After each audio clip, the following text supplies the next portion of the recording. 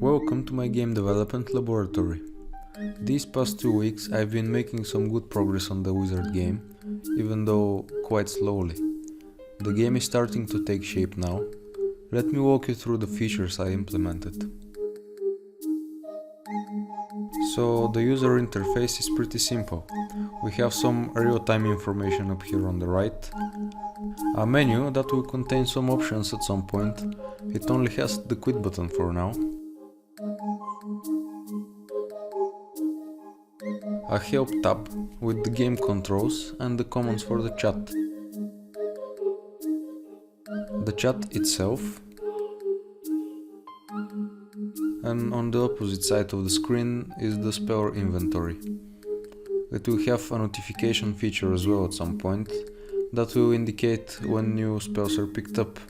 So opening that shows us all our spells, from which currently we have none. I thought about the limitation of the spells being for certain characters only, but I quite don't like that initial approach. Most of the spells will be obtainable by every character. For example, the sword is for the adventurer only. The axe is for the lumberjack, and the bow will not be obtainable by the steam guy. The steam guy, on the other hand, will be the only one able to cast tech spells. Those spells will basically spawn robots that help in different ways. All of those plans for the spells might still change as the game progresses. With this being said, we approach the different spell types. Weapon skills, like the sword and the bow. Tools being pickaxes, axes and other resource gathering, tools.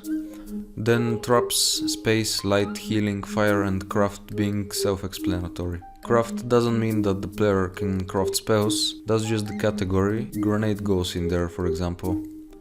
Wild spells will be summoning animals to fight for you. Tame spells are rideable mounts. And I'm still thinking what the bio type should be about. Something like necromancy or reviving, perhaps. I've implemented some spells for those types.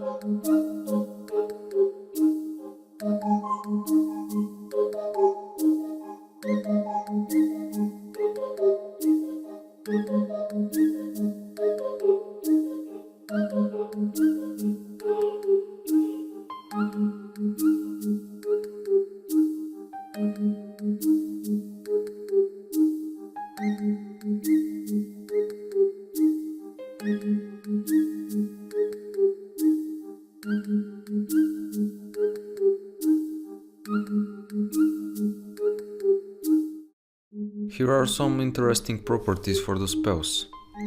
Most spells cancel themselves out upon impact with a solid wall, ground or another spell.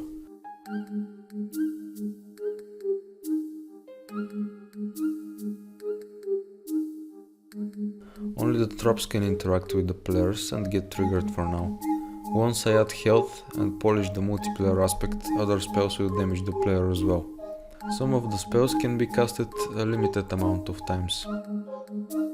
The fire type spells are not destroyed upon impact with another spell, and they usually leave a little fire burning on the ground for a short time.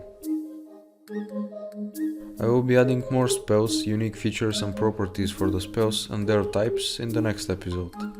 With all of those things, I'm trying to get the main game mechanic out of the way before jumping to map making, sounds, music and details.